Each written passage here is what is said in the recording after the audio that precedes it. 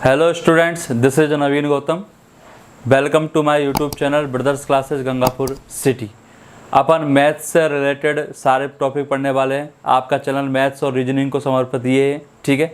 तो ध्यान करें, मैथ में अपन टॉपिक स्टार्ट करने से पहले जनरल चीज़ें, बेसिक चीज़ें अपन सारी पढ़ लेते हैं। इसमें पहला टॉपिक अपना त्रिकोणमिति होगा।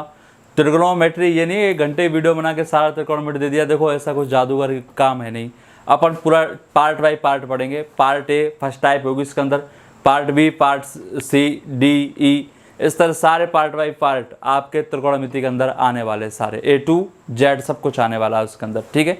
तो त्रिकोणमिति शुरू करने से पहले अपन मैथमेटिक्स थोड़ी जर्नी देख लेते हैं। मैथ्स के बारे में थोड़ी जानकारी जरूरी है आज के युग को देखते हुए। तो ध्यान करें, सर्वप्रथम थेल्स को इस सैद्धांतिक गणितज्ञ माना जाता है। यह यूनान के महान प्रसिद्ध दार्शनिक और गणितज्ञ थे। थेल्स ने थेल्स थ्योरम दी थी, आप लोग सब जानते हैं, एडवांस मैथ के अंदर आती है, मैं खुद पढ़ाऊंगा इसको, ठीक है। सर्वप्रथम थेल्स ने ही ये बताया था कि वृत्त को व्यास दो समान भागों में विभाजित करता है। तो थेल्स का मैथमेटिक्स में काफ़ी योगदान रहा है और इनको सैद्धांतिक गणितज्ञ माना जाता है। जनक नहीं है गणित के, केवल सैद्धांतिक गणितज्ञ माना जाता है पहला। किसको? थेल्स को। थेल्स के बाद इनके शिष्य आए थे पाइथागोरस। पाइथागोरस ने भी मैथमेटिक्स में काफ़ी योगदान दिया है। पाइथागोरस थ्योरम, पाइथागोरियन संख्याएं वगैरह सब इनकी देन है। ये इनके बारे में चर्चा करेंगे अपन त्रिकोणमिति के अंदर। पाइथागोरस के बाद आर्किमिडीज और यूक्लिड ने मैथमेटिक्स में काफ़ी योगदान दिया है, इसलिए आर्किमिडीज को मैथ्स का जनक कहा जाता है, क्योंकि आर्किमिडीज ने एडवांस अर्थमेटिक हर चीज़ में काफ़ी सारा योगदान दिया है। आर्किमिडीज ने क्षेत्रफल और आयतन से रिलेटेड सूत्र दिए थे। आर्किमिडीज ने पाई का सन्निकट मान निकाला था। आर्किमिडीज ने 3 के वर्गमूल से रिलेटेड चर्चा की थी आर्किमिडीज ने। तो इसलिए मैथमेटिक्स के जो जनक माना जाता है, वो मैथ्स के जनक किसको माना जाता है? आर्किमिडीज को, ठीक है। अब ध्यान करें, मैथ्स को अपन कितने पार्टों में पढ़ने वाले, किस किस तरह लेंगे, ये मैं आपको बता दूं। अपना पहला पार्ट होगा अंकगणित, अर्थमेटिक, ज्यामिति, फिर आएगा ज्योमेट्री, रेखागणित, फिर आएगा अपना त्रिकोणमिति, ट्रिग्नोमेट्री, फिर आएगा अपना बीजगणित, अलजेब्रा, क्षेत्रमिति, मेंसुरेशन, इसी के अंदर आपका क्षेत्रफल और आयतन दोनों आ जाएंगे इसके अंदर। प्रायिकता, प्रोबेबिलिटी, सांख्यिकी, स्टैटिक्स, और पाई चार्ट, डंडालेख वगैरह जितने भी है, दौड़ वगैरह, ये सब कुछ इसके अंदर आने वाले सारे, ठीक है। तो मैं चर्चा करूँ, थोड़ी सी जानकारी देते हैं गणित। तो गणित का कोई जनक के बारे में कोई जानकारी मिलती नहीं है, लेकिन गणित के अंदर अनेकों गणितज्ञों का महान योगदान रहा है, जिनमें भारत के गणितज्ञों को महान योगदान रहा है। आप जानते होंगे, आप फेमस नाम है आर्यभट्ट। आर्यभट्ट ने गणित के अंदर बहुत महान योगदान दिया है। जीरो का आविष्कार आर्यभट्ट ने किया था इसके अंदर, ठीक है। कि जीरो का, जिसके बिना पूरी संख्या अधूरी थी, ये आर्यभट्ट ने आविष्कार किया था जीरो का। आर्यभट्ट ने सर्वप्रथम ये बताया था कि पाई एक अपरिमेय संख्या है, इर्रेशनल नंबर। ये किसने बताया था? आर्यभट्ट ने। आर्यभट्ट ने इनके बारे में जानकारी दी थी, ठीक है। तो आर्यभट्ट का काफ़ी योगदान रहा है। पाई का सन्निकट मान, एकदम सटीक मान देने में आर्यभट्ट सफल हुए थे। आर्यभट्ट ने अपनी पुस्तक आर्यभट्टियम में सारी जानकारी दे रखी है इनके बारे में, ठीक है। तो अंकगणित में आर्यभट्ट का महान योगदान रहा है। आगे बढ़े अपन ज्योमेट्री, ज्यामिति, जिसको अपन रेखागणित में कह सकते हैं, या शूल्ब शास्त्र। प्राचीन काल में ज्यामिति को शूल्ब शास्त्र के नाम से जाना जाता था, ठीक है। ज्यामिति के बारे में चर्चा करें तो ज्यामिति के जनक यूक्लिड को माना जाता है। ज्यामिति के जनक किसको माना जाता है? यूक्लिड को।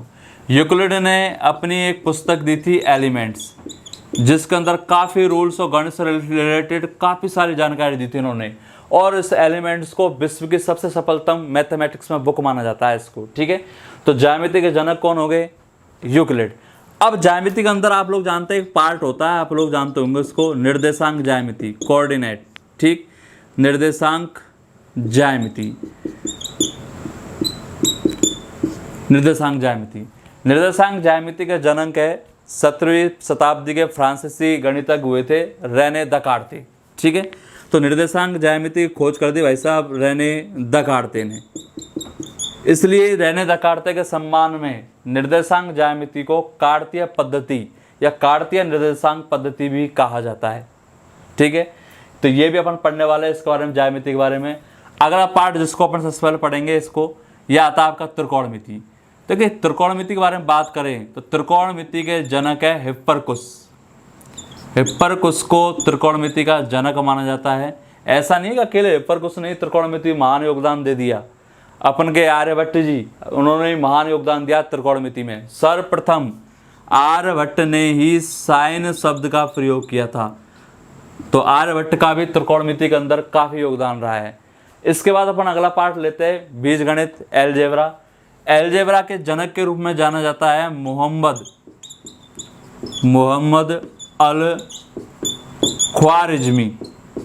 तो ख्वारिज़मी साहब को बीजगणित के जनक के रूप में जाना जाता है। ठीक है, इसके बारे में चर्चा करेंगे अपन। क्षेत्रमिति में अपन क्षेत्रफल और आयतन दोनों पार्ट पढ़ने वाले हैं। इसके अंदर क्षेत्रफल के बारे में चर्चा करें तो क्षेत्रफल की जो खोज की है या क्षेत्रफल का जनक कह सकते हैं अपन। ठीक है, तो क्षेत्रफल के जनक है लियोनार्ड डिग्गस।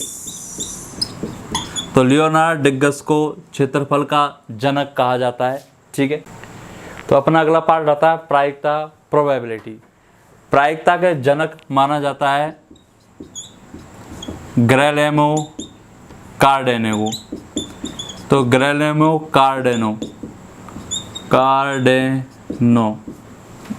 ठीक। तो ग्रेलेमो कार्डेनो को प्रायिकता का जनक माना जाता है। अगला अपन इसमें पार्ट पढ़ने वाले हैं सांख्यिकी, स्टैटिक्स। तो सांख्यिकी के बारे में चर्चा करें तो सर रोनाल्ड फिशर को सांख्यिकी का जनक कहा जाता है। यह ब्रिटिश सांख्यिकीविद थे, बहुत फेमस रहे रोनाल्ड फिशर। इनको सांख्यिकी के जनक माना जाता है। भारत के अंदर बात करें तो भारत के अंदर महालनोबिस, पीसी महालनोबिस को सांख्यिकी का जनक माना जाता है। तो ये सारी डिटेल्स मैंने थोड़ी सी आपको जानकारी दी है। पूरी मैथ्स का जनक आर्किमिडीज, तो ये थोड़ी जानकारी दी है अपनी। अब अपन आ जाते हैं अपने टॉपिक पे, और अपने टॉपिक पे आ जाते हैं त्रिकोणमिति। तो त्रिकोणमिति से रिलेटेड अपन अब चर्चा करते हैं। अब अपना चैप्टर स्टार्ट कर देते हैं अपन त्रिकोणमिति।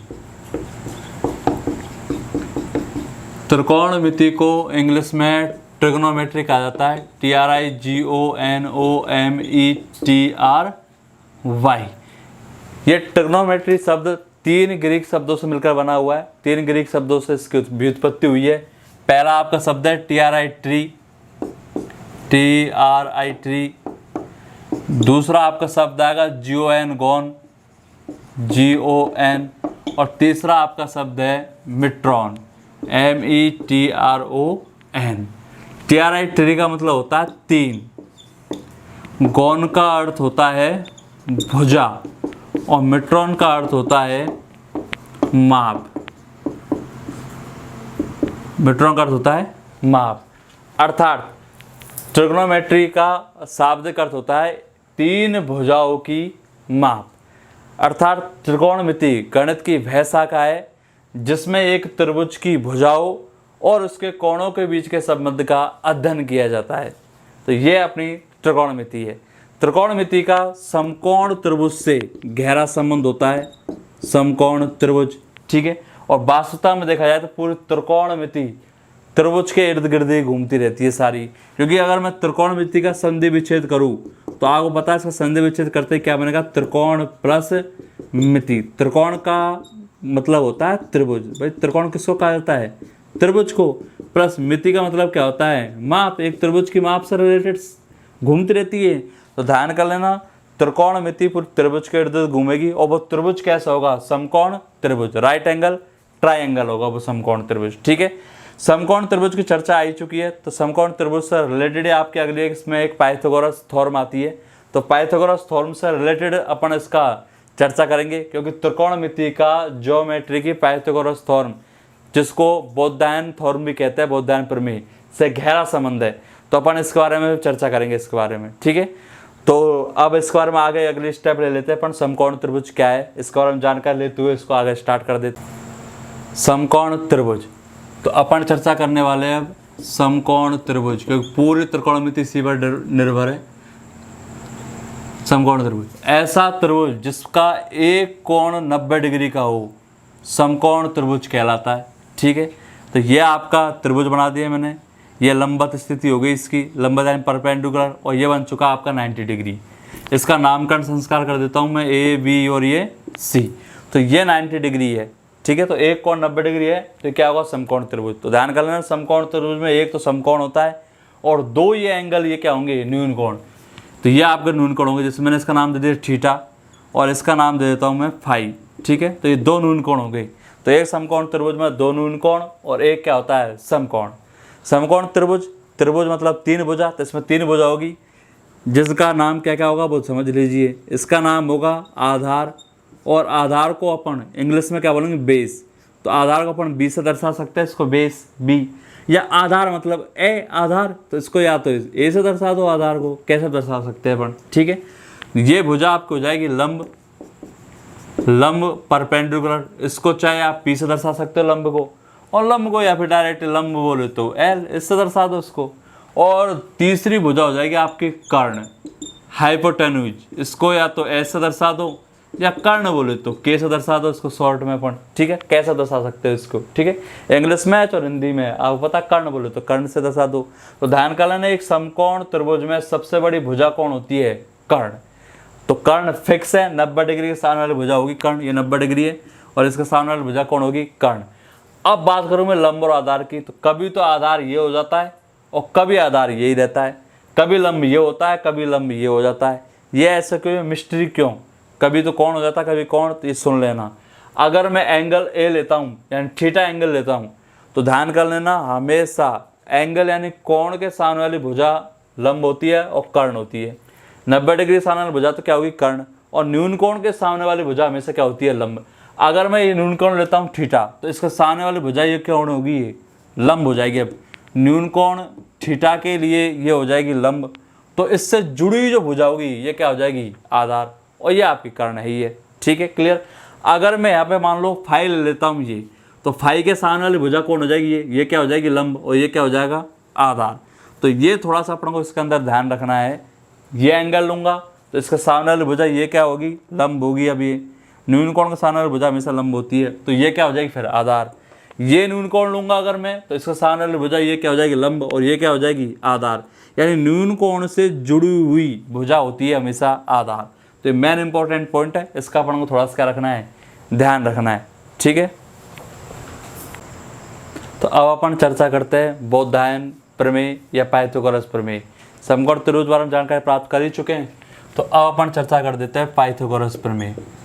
पाइथागोरस प्रमेय, या फिर इसको अपन क्या कह सकते हैं, बौद्धायन प्रमेय। बात एक ही है, बौद्धायन प्रमेय दोनों नामों से जानी जाती है, क्योंकि पाइथागोरस नामक गणितज्ञ ने और बौद्धायन गणितज्ञ दोनों ने इसकी खोज की थी, इसलिए इसको इन दोनों का नाम जाना जाता है। हालांकि बौद्धायन भारत के महान गणितज्ञ जिन्होंने स्थूल सूत्र का निर्माण किया था। ठीक है, और पाइथागोरस यूनान के हैं, इन्होंने भी इसमें योगदान दिया, इन्होंने भी योगदान दिया, इसलिए इन दोनों के नामों से इसको पाइथागोरस और बौद्धायन के नाम से जाना जाता है। ठीक है, अब पाइथागोरस और बौद्धायन प्रमेय क्या है वो समझ लीजिए। किसी भी समकोण त्रिभुज में सबसे बड़ी भुजा का वर्ग यदि शेष दोनों भुजाओं के वर्गों के योग के बराबर हो तो वो कौन होगी, पाइथागोरस प्रमेय। ठीक है, ये पाइथागोरस प्रमेय रूल होता है इसका, ये दिया है आपको, ये पाइथागोरस प्रमेय होती है। क्या, मैं दोबारा आपको यहाँ पे ढाल के बता रहा हूँ मैथमेटिकल लैंग्वेज। किसी समकोण त्रिभुज में सबसे बड़ी भुजा, मुझे एक चीज बताओ, समकोण त्रिभुज में सबसे बड़ी भुजा कौन होती है, कर्ण। किसी समकोण त्रिभुज में सबसे बड़ी भुजा का वर्ग, ठीक, इसका मैंने वर्ग कर दिया। किसी समकोण त्रिभुज में सबसे बड़ी भुजा का वर्ग शेष दोनों भुजाएं, अब बताओ कर्ण आ गई, शेष दोनों भुजा कौन कौन बची, आधार और लंब। शेष दोनों भुजाओं के वर्गों, इनका वर्ग कर दो, के योग के क्या हो, ये बराबर हो। ठीक है, तो किसी समकोण त्रिभुज में सबसे बड़ी भुजा का वर्ग शेष दोनों भुजाओं के वर्गों के योग के बराबर हो, तो उसे अपन कहेंगे पाइथागोरस प्रमेय या बौद्धायन प्रमेय। अब इससे अपन को ये चीज कर्ण, आधार और लंब, इनमें से किसी का भी मान ज्ञात करना हो, ये ज्ञात कर सकते हैं अपन बौद्धायन प्रमेय का प्रयोग करते हुए, पाइथागोरस प्रमेय का प्रयोग करते हुए। मैं इसको ऐसे लिख सकता हूँ कि कर्ण बराबर आधार स्क्वायर प्लस लंब स्क्वायर का रूट, क्योंकि वर्ग हटाओगे तो वर्गमूल करना पड़ेगा। तो ये आपको जब जब कर्ण ज्ञात करना हो आप इस फॉर्मूला को लगा सकते हो आप। ठीक है, तो कर्ण जब जब ज्ञात करना ये सूत्र लगा दो। अब पाइथागोरस प्रमेय पर डिपेंड अगला स्टेप आता है आपके कि कब तक ये सूत्र अपन यूज लेंगे, भाई कब तक अपन आधार कर्ण कारण हो बार बार कब तक यूज लेंगे। तो कुछ चीज़ अपन को पाइथागोरन ट्रिक के रूप में ध्यान रखनी है, ट्रिक पाइथागोरन ट्रिक आती है उसके रूप में ध्यान रखनी है। ठीक है, तो वो पाइथागोरन ट्रिक है क्या, तो वो अपन उसके बारे में चर्चा कर लेते हैं अभी। ठीक है,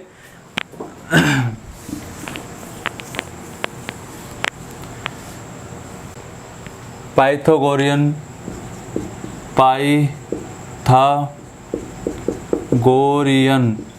पाइथागोरियन संख्याएं, या फिर इसको अपन बोल सकते हैं पाइथागोरियन त्रिक। ये एग्जाम में कई बार आ चुका है पाइथागोरियन त्रिक, बात एक ही है। अब ये पाइथागोरियन संख्या कौन कौन सी होती है ये अपन देख लेते हैं। जैसे आप कहते हैं 3 4 5, 3 4 5 का मतलब है ये आधार है, ये लंबत, ये क्या है कर्ण। 3 4 5 है, 6 8 10 है, 5 12 13 है, 7 24 25 है, 9 40 41 है, 9 12 15 है, 12 16 20 है, 12 16 20, 8 15 17 है, ये भी आपके 15 20 25 है, 15 20 25। और आप इसमें काफ़ी सारे ले सकते हो आप, 20 21 29 ले लो आप, 20 21 29 20 के अंदर है। 1 1 √2 ले लो, 1 √3 2 ले लो, 1 2 √5।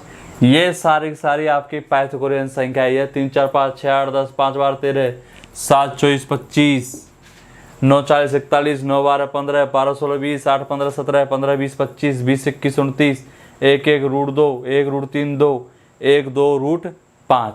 सारी सारी ये आपकी पाइथागोरियन संख्याएं है। इनकी हेल्प कैसे मिलेगी? जैसे मान लो सपोज दैट ये त्रिभुज है आपका, मैं इधर ले लेता हूँ, ये त्रिभुज है।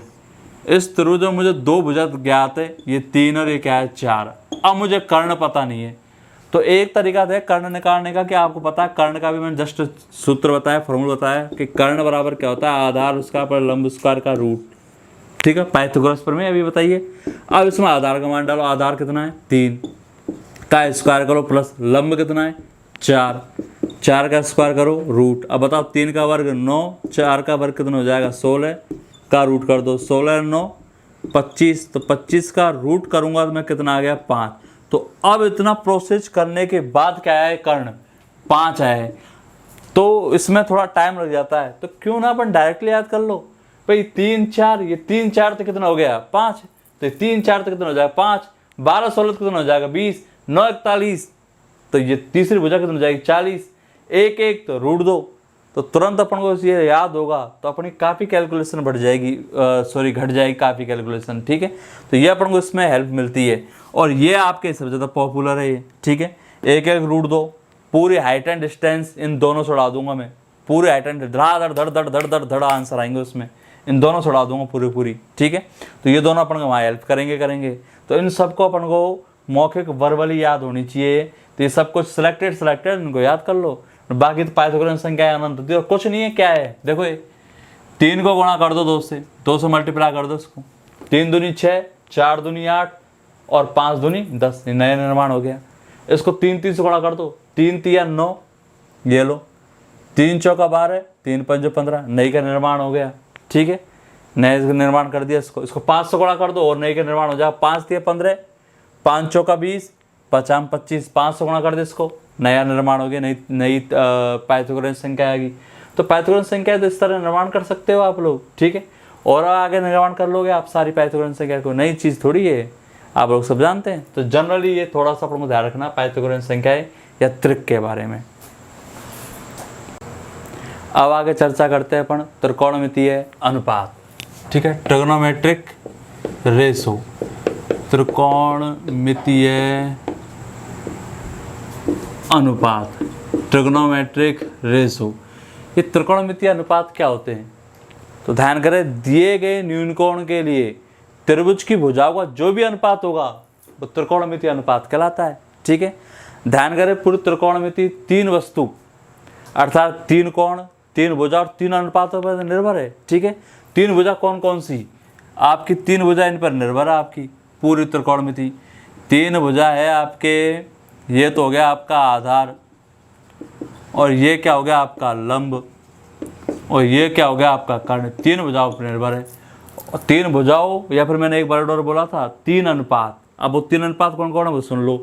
3 अनुपात ये है आपका साइन, ये आपका कॉस, और ये आपका आ जाएगा क्या टेन। तो ध्यान करना पूरी त्रिकोणमिति साइन कॉस और टेन इन तीनों अनुपातों पर निर्भर है। ठीक है, साइन का अर्थ क्या होता है लंब, कॉस का अर्थ क्या होता है आधार, ये मान लीजिए आप लोग कॉस का अर्थ आधार है, और टेन का मतलब क्या होता है कर्ण। ठीक है, तो ये तीनों रेशो अपन को ध्यान रखना है। तो ध्यान कर लेना, साइन का मतलब क्या हो जाएगा, साइन का अर्थ, साइन का मतलब हो जाएगा लंब।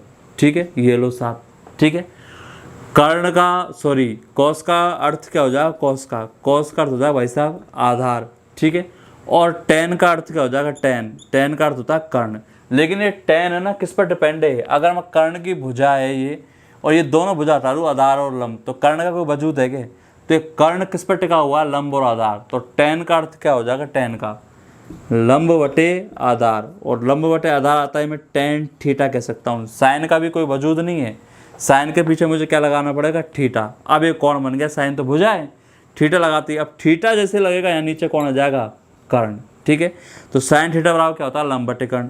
कॉस थीटा ले तो कॉस थीटा बराबर क्या होता है, आधार बटे कर्ण। तो टेन थीटा बराबर क्या होगा, लंब बटे आधार। ठीक है, इन दोनों के नीचे कर्ण आना, सीधी सी बात है। आपने ध्यान रखना, साइन का मतलब लंब, मौके याद हो जाता है, इस वजह से मैं बोल रहा हूँ ये। कॉस का मतलब आधार, और टेन का मतलब क्या होगा, लंब और आधार पर निर्भर है कौन, टेन। ये दोनों हटा दूंगा, गिर जाएगा नीचे। ठीक है, तो टेन थीटा बराबर क्या होता है, लंब बटे आधार। साइन थीटा बराबर लंब, साइन का मतलब लंब है, नीचे कर्ण आना है, लंब बटे कर्ण। कॉस थीटा का मान होता है आधार बटे कर्ण।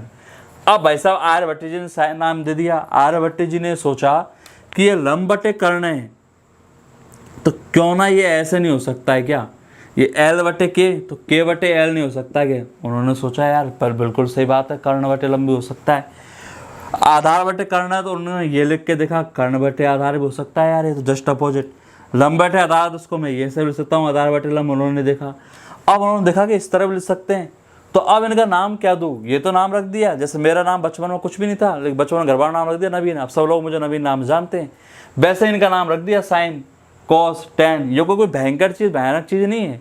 कई तो साइन कॉस और टेन आते वैसा बेहोश हो जाते हैं, अरे कुछ नहीं है यार, नाम है, तो किसी का नाम रवि है, किसी का राम है, किसी का श्याम है, तुम या का नाम राम रख लो, या को श्याम रख लो, या सीता रख लो, इससे फर्क क्या पड़ेगा। ठीक है, तो घबराने की बात नहीं है। तो लंब बटे कर्ण का नाम दे दिया साइन, तो भाई साहब आर्यभट्ट जी ने इनको उल्टा कर दिया, अब इसका नाम क्या दूँ, तो उन्होंने इसका नामकरण संस्कार कर दिया भाई साहब, इसका नाम रख दिया कोसेक थीटा।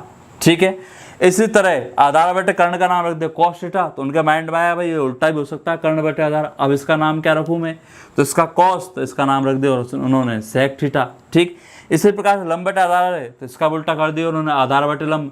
अब उन्होंने सोचा इसका नाम क्या रखूँ, इसका टेन, तो इसका उन्होंने नाम रख दिया इसका कॉट थीटा, यह नामकरण संस्कार कर दिया। ध्यान करें, साइन थीटा बराबर क्या होता है, लंब बटे कर्ण, और साइन का जस्ट अपोजिट कौन होता है, कोसेक थीटा। अगर ये लंब बटे कर्ण है तो क्या हो जाएगा उल्टा, कर्ण बटे लंब। तो बताओ कोस थीटा बराबर क्या होता है, आधार बटे कर्ण। तो कॉस एस पे खत्म, तो कॉस का विपरीत क्या होगा, सेक, ये एस से शुरू है, एस पे खत्म, एस से शुरू, तो कॉस का विपरीत सेक। ये आधार बटे कर्ण है तो क्या हो जाएगा, कर्ण बटे आधार। इसी प्रकार से टेन थीटा बराबर होता है लंब बटे आधार, तो इसका जस्ट अपोजिट टेन टी, तो कॉट में भी टी है, तो टेन का अपोजिट कौन होगा, कॉट। ये लंब बटे आधार देखा जाएगा, आधार बटे लंब। तो ये इस तरह अगर मौखिक याद हो जाता है तो सबसे बेस्ट है। साइन बोले तो लंब, नीचे तो कर्ण आना ही के। ठीक है, कॉस बोले तो आधार, नीचे तो के आना ही है, और टेन किस पर टेका हुआ है, लंब और आधार पर। टेन थीटा बराबर क्या हो जाएगा, लंब बटे आधार। इनके उल्टा कर देंगे तो साइन को उल्टा कोसेक, कॉस को उल्टा सेक, टेन का उल्टा क्या है, कॉट। उल्टा कुछ नहीं है, लंब बटे कर्ण है, एक टांग ऊपर पटक दो, एक नीचे पटक दो, ये लो। ठीक, इसको उल्टा नीचे कर दो बस, ये लो आ गया। अब ये इस तरह ये मौखिक याद हो जाता है, सबसे बेस्ट है। और मौखिक याद नहीं होता है तो आप इस तरह याद कर लो इसको, लाल बटे कक्का, एल ए एल, लाल बटे कक्का, के ए, इस तरह याद कर लो, लाल बटे कक्का। ये हो जाएगा आपका साइन थीटा, ये आपका कॉस थीटा, और ये आपको हो जाएगा टेन थीटा।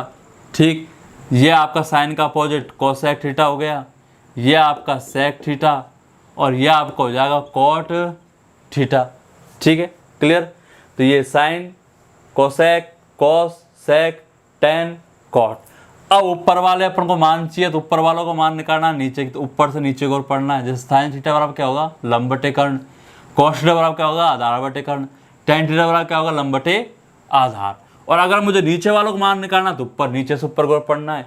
कॉस थीटा बराबर कर्ण बटे लंब, सेक थीटा बराबर कर्ण बटे आधार, कॉट थीटा बराबर आधार बटे लंब। ठीक है, तो इस तरह आप इससे याद कर लो, लाल LAL लाल बटे कक्का, ये लो ये आ गया सारे सारे ये की चीज। ठीक है, ये मैंने मौखिक सिखाया, ये आप ट्रिक से याद कर लो इसको। ठीक है, तो जनरली अपन को ये थोड़ा सा क्या रखना है, ध्यान रखना है। अब अपन लाल बटे कक्का पर आधारित प्रश्न ले लेते हैं इस पे। ठीक है, सारे सारे तो त्रिकोणमिति पार्ट फर्स्ट में शुरू करने जा रहा हूँ, पार्ट ए अपन स्टार्ट कर देते हैं। न्यून कोण के, इस पार्ट का नाम है न्यून कोण के त्रिकोणमितीय अनुपात, यानी न्यून कोण के त्रिकोणमितीय अनुपात पर आधारित प्रश्न अपन देखेंगे, या फिर देसी भाषा में बोलूँ तो लाल बटे कक्का पर डिपेंड सारे क्वेश्चन इसमें देखेंगे। अब तक अपन ने जो भी पढ़ा है सारा इसमें यूज में आएगा।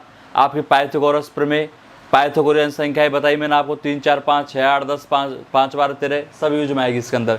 समकोण त्रिभुज, लाल बटे कक्का बताया, सारे सारे इसके अंदर यूज आने वाले हैं।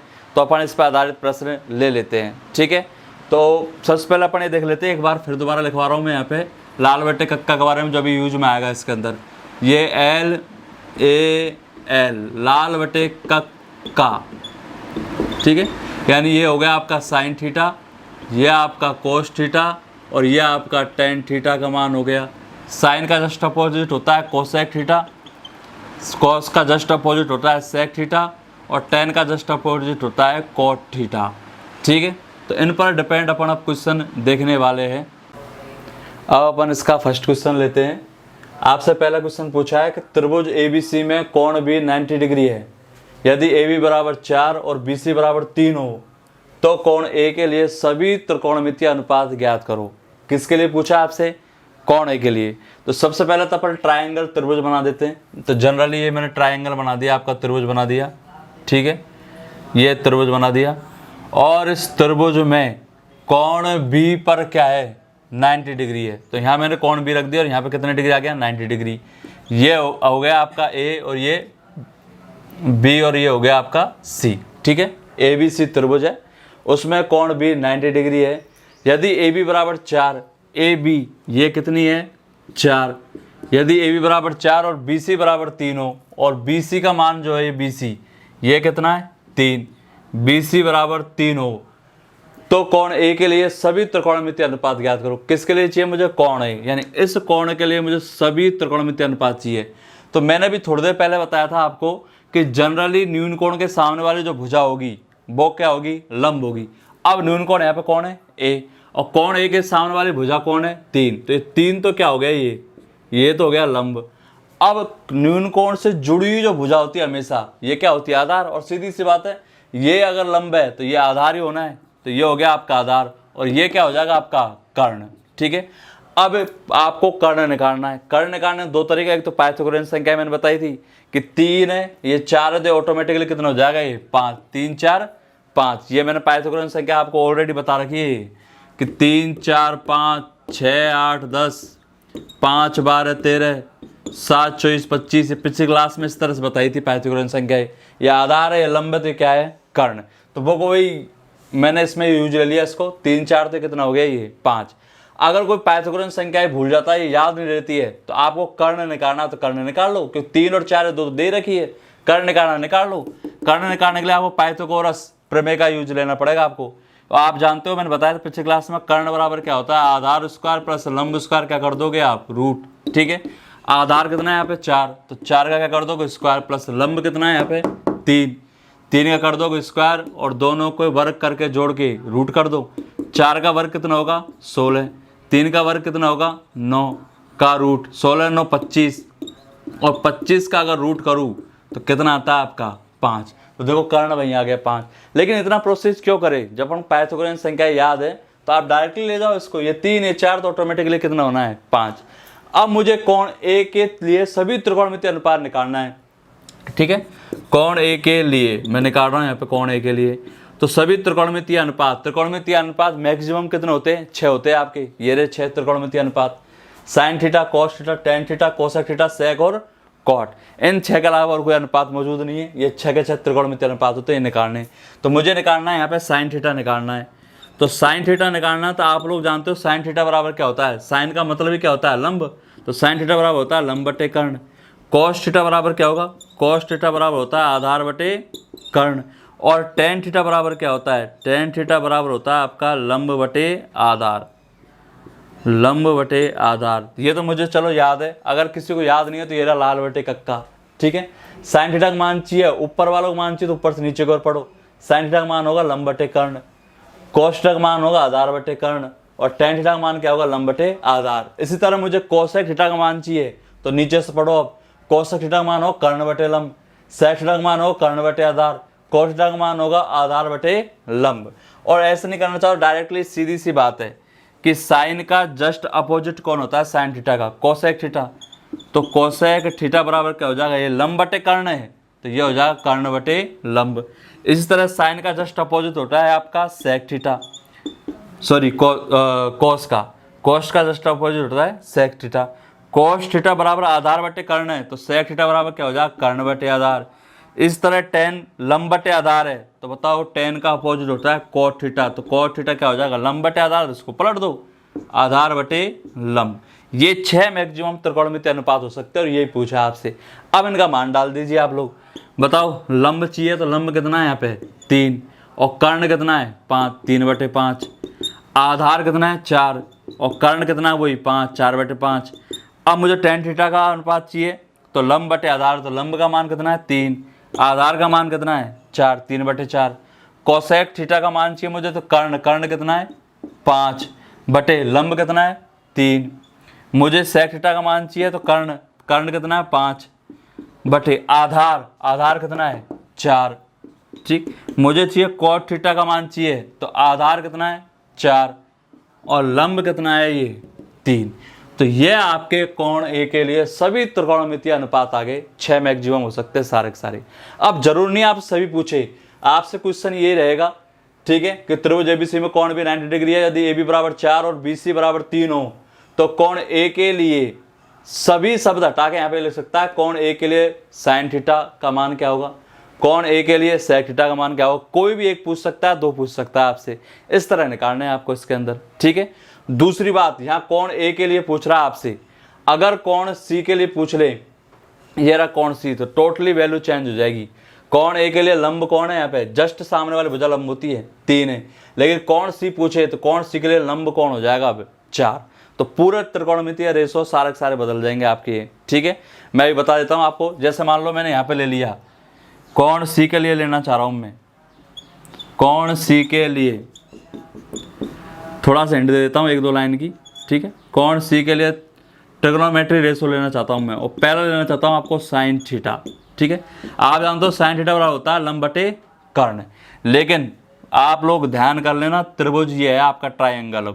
अब वो ट्राइंगल्स कोई मतलब नहीं है, क्योंकि मैं अब लेने जा रहा हूँ कोण सी।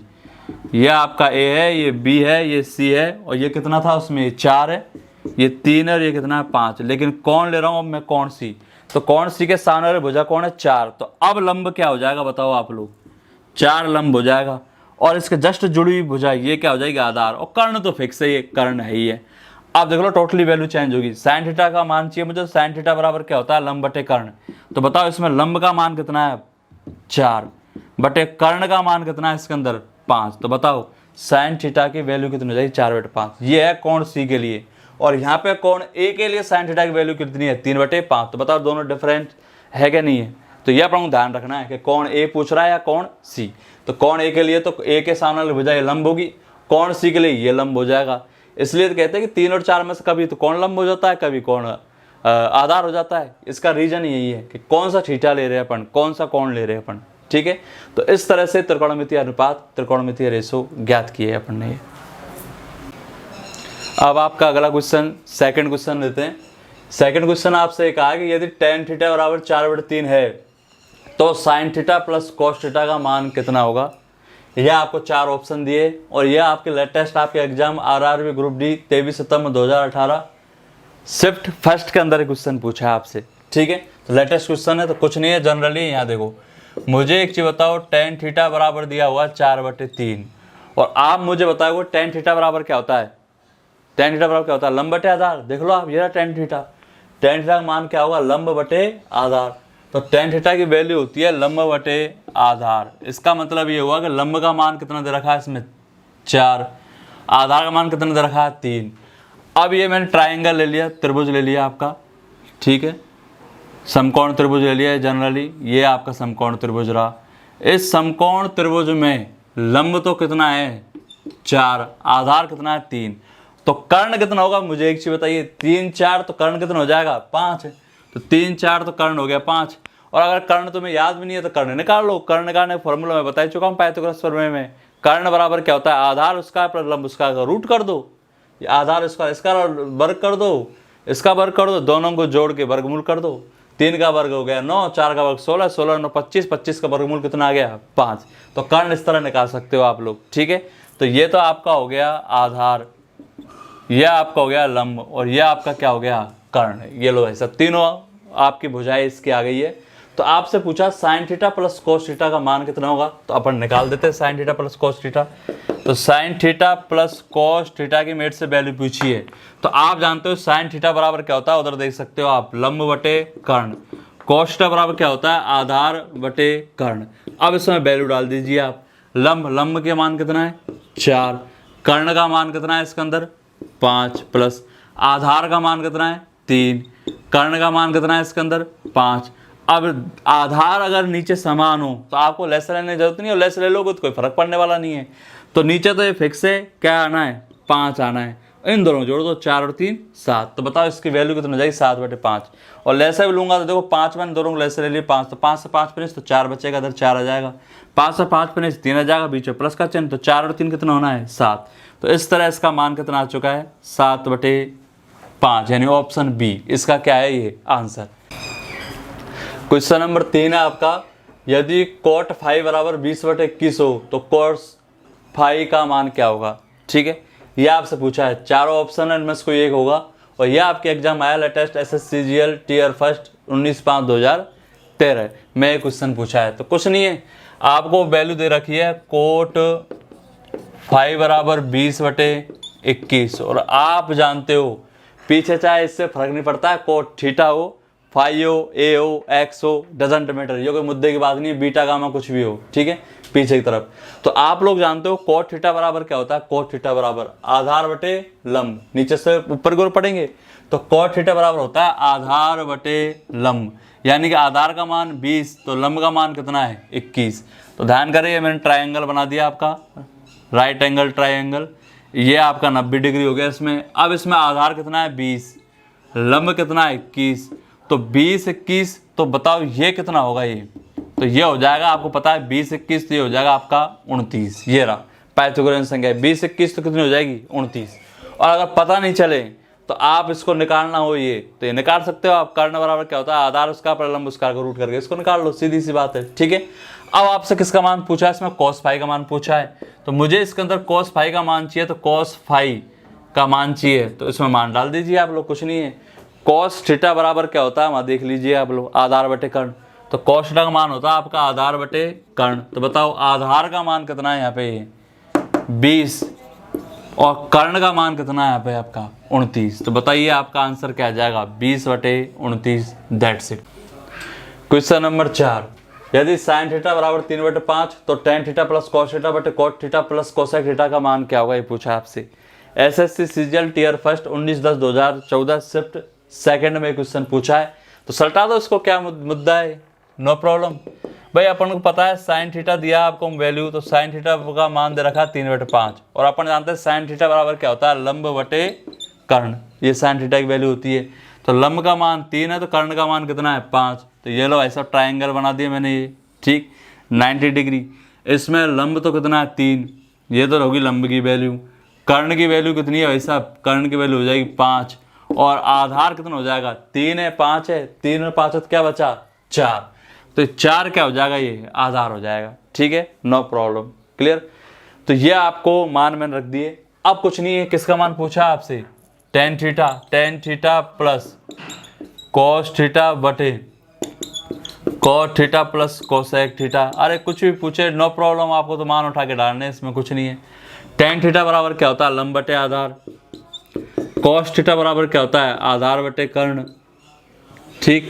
कॉट थीटा बराबर क्या होता है आप बताओ, टेन थीटा बराबर लंब बटे आधार है, तो कॉट थीटा बराबर क्या होगा, आधार बटे लंब, plus cosec theta, cosec theta बराबर क्या होगा देख लो, बोलो, कर्ण बटे लंब हो जाएगा, कोसेक थीटा बराबर कर्ण बटे लंब। अब इसमें वैल्यू उठा के डालनी है, बस कुछ नहीं है। बताओ इसमें लंब का मान कितना है 3, आधार का मान कितना है 4, प्लस आधार का मान कितना है 4 बटे कर्ण का मान कितना है 5 बटे, मुझे एक चीज बताओ, यहाँ आधार का मान चाहिए, तो आधार कितना है 4 बटे, लंब कितना है 3, प्लस कर्ण कितना है 5 और लंब कितना है, लंब का मान है 3। अब इनका हिसाब लैसा ले लीजिए आप लोग, ठीक है, तो लैसा ले लीजिए, यहाँ पे लैसा लीजिए, 5 और 4 का लैसा कितना आएगा 20, ठीक है। अब भाग लगाओ इसको, 4 पंजो 20, तो 5 दिया के 15, प्लस 5 वाला 5 चौका 20, तो 4 चौका 16। इस तरह नहीं करना चाहो तो उसको डायरेक्टली लेसर लेने की जरूरत नहीं, डायरेक्ट सॉल्व कर दो। 5 दिया 15, 4 चौका 16, बीच में प्लस तो प्लस लगा दो, बीच में माइनस तो माइनस लगा दो, और नीचे क्या आएगा 5 चौका 20 नीचे आएगा। ये लो ऐसे सोल्व हो गया। इन दोनों का लेसर लेने की जरूरत है ही नहीं है, क्योंकि नीचे क्या है, दोनों में सेम पद है, सेम पद है तो नीचे फिक्स है क्या आना है 3 आना है, और ये हो गया 5 और 4 9, ठीक है। अब इसको 3 से काट सकते हो आप लोग, 3 से काट दो इसको, 3 दिया 9, तो ऊपर है 15 16 31 बटे 20 बटे में कितना है आपका, ये बचा आपका, काट दिया मैंने 3।